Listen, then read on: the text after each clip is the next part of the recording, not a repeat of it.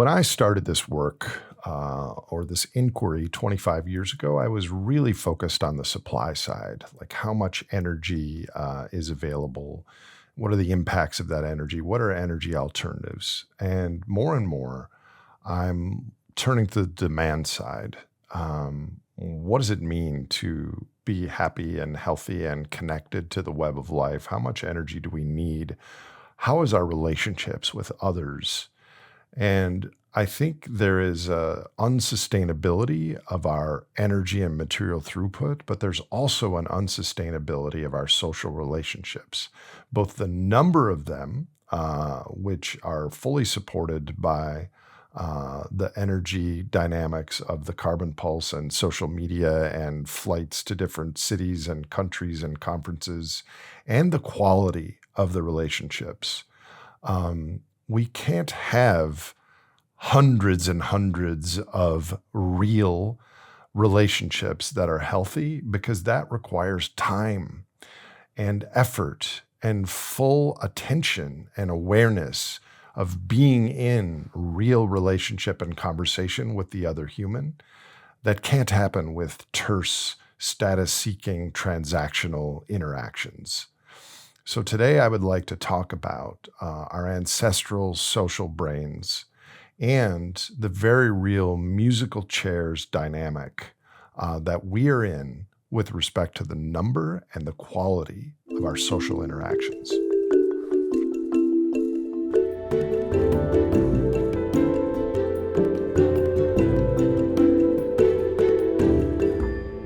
So of all the topics I cover on this platform, some I am kind of slightly confident in, some I have medium confidence, some I have a lot of confidence in. In that category is the fact that we are evolved social primates, and our minds, in addition to our bodies, are a product of what worked in our evolutionary past. For instance, the sclera, the whites in our eyes, we're the only ape that has such a proportion of sclera. And this is because theory of mind and evolved intent of what is that other person doing. We have a small mouth, which suggests cooperative hunting and eating in the past. We have very little hair. We're bipedal. There are many epigamic traits like earlobes or blue eyes or lumbar ridges in the eyes. All these things led to evolutionary or sexual selection in the past. However, our brains, just as much as our bodies, are a product of what worked in the past. If you say roughly it takes that women reproduce at the age of 20 historically, just to make the math easy, that's 15,000 generations of modern Homo sapiens. The vast majority of that, all but 500 of those 15,000, were pre-agricultural revolution. We've only had 12 generations since the founding of the United States and 1 or 2 generations since the founding of the internet and social media.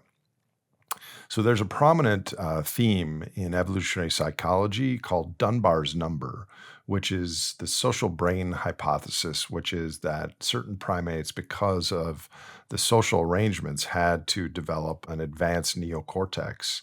And Robin Dunbar extrapolated that because of the complexity of the social arrangements of our hunter-gatherer ancestors, that roughly 150 individuals was about the capacity that we could have stable, meaningful relationships with. And that was kind of the midpoint. I think it was between 50 and 300 was the sweet spot. And there are some critiques of that analysis. But I think what can't be critiqued is the fact that for most of our past, we grew up in communities of relationship, people that we had relationships with, that we saw every day, and we paid deep attention to those relationships. And being ostracized from those groups was a death sentence back then. But if we bring this to today,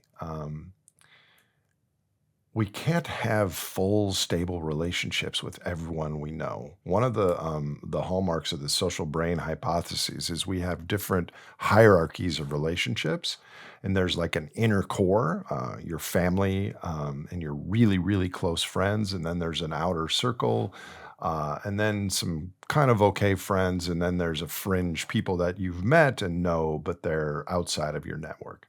I have 1,800 people's phone numbers on my phone. I don't know that I'm the average person because I have a podcast and a lot of social connections.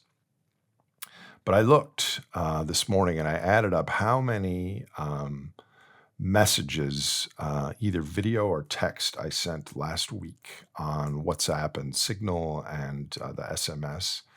And it was over 200 on Signal and about 150 on WhatsApp and about 120 on the SMS.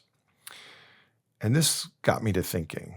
It got me to thinking about Ian McGilchrist, believe it or not, who told me, and I believe he said that in the podcast, that the greatest gift that humans can give to another human isn't money. It's related to time, but not time exactly. It's attention. It's full attention to the moment, to people, to nature, to art. And that what has happened, one of the things that's happened in the supernormal stimuli smorgasbord of modern culture is that the left brain reductionist, transactional aspect of our hominid brains has been hijacked and has become the master and not the emissary. And that full attention, like full concentration, focus, listening to the other person or the bird or the painting, is really becoming a rarity. And yet that is the ultimate of human expression, is to have full attention.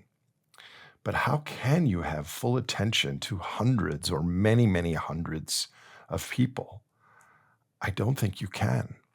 And so, a story from a friend of mine who is kind of a psychonaut, and he lives in Europe, and he does mushrooms and ayahuasca and has different experiences. And he and his partner periodically do MDMA, or ecstasy, as kind of a marital counseling tool because it improves their relationship, because it's love and bliss and connection and all that. And I was talking to him last week, and he said, my girlfriend told me something really profound. She's like, I don't really like doing MDMA. It doesn't make me feel great. But the reason I like doing it, it's the only time that you pay full attention to me. It's the only time that I feel seen by you. And I was like, whoa, because that kind of hit me. Because in my own life, I'm so busy. And again, this isn't about me, but I'm using myself as an example of a human in the belly of the superorganism in the modern world, trying to, do the right thing and manage my relationships and my work and my personal life and everything. And I don't think I'm that dissimilar than the average person. Um, there are a few people in my current life that I focus on every single word they say. I look them in the eye when we're together, and I am riveted with attention. I can do this when I meditate. I can do this with my ducks. I try to do this when I'm interviewing podcast guests. And those of you that have followed me from the start, I've gotten a lot better. I used to either get distracted or I would interrupt the guest, and I'm doing that much less because I'm learning. I've been doing some meditation. I went to this Maha Mudra retreat where awareness and attention is the ultimate. Not meditating and forgetting and trying to clear your mind of anything, of everything, but actually to have full awareness of everything in your sphere, which is sounds and sights and smells and thoughts, and even the self. The self is not real. It's just one of the things that we come across in our awareness. So in my life, there are people that because I'm so busy, I don't have time to listen and be fully present for that person, even though that's what they need and that's what they deserve. And I find myself interrupting or being impatient. And where I've gotten is I just don't respond. About 40 of my WhatsApp and Signal messages from last week are recordings from people that I haven't even listened to. And that makes me feel shameful and that I'm not being a good friend. Um, but big picture, flying up high for the aerial view, how does Dunbar's number, which is our ancestral heritage of being able to manage around 100, 150 real relationships, coupled with the carbon pulse and the social media who's grabbing our attention, reducing our attention spans, and the fact that we are on the precipice of the great simplification, how does this all fit together? I don't know the answer because I think we can't have meaningful relationships with that many people. So that means you either have partial relationships with a lot of people, or you consciously focus on these are the meaningful relationships I'm going to have, or you just delay 2, 3, 4 weeks before getting back to people. But then it's not even a real relationship because you can't have intermittence of 2, 3, 4 weeks. The real upshot of this is at some point the carbon and available credit smorgasbord that we've become accustomed to is going to slow or stop. And kind of like the Crosby, Stills, and Nash song, Love the One You're With, we're not going to have the mulligans of being able to find a new boyfriend or girlfriend or move to a different city because you've burned your relationships, or I'm sorry I didn't pay attention to you all those years ago, or you've lived next to me for 8 years and I've never met you. And yeah, we should plan about the future. I don't know the answer here, but I suspect the default is we're all going to have to become more friendly in a real relationship sort of way with the people that are close to us in proximity. And at some point, the music is going to speed up and then stop.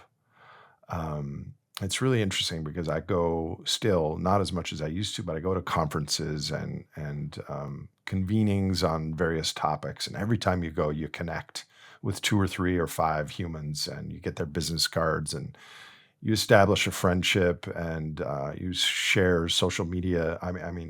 Messages and phone calls and Zoom calls, and we cycle through all these new people, and at some point, it's going to be the people who are in our inner circles right now who are there with us for the duration.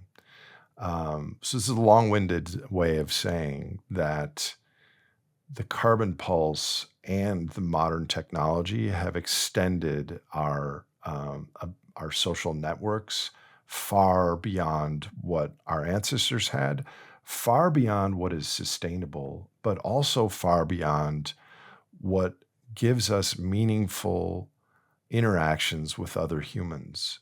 Um, would you rather have 300 or 200 or 100 kind of marginal connections or 10 intense, really good ones?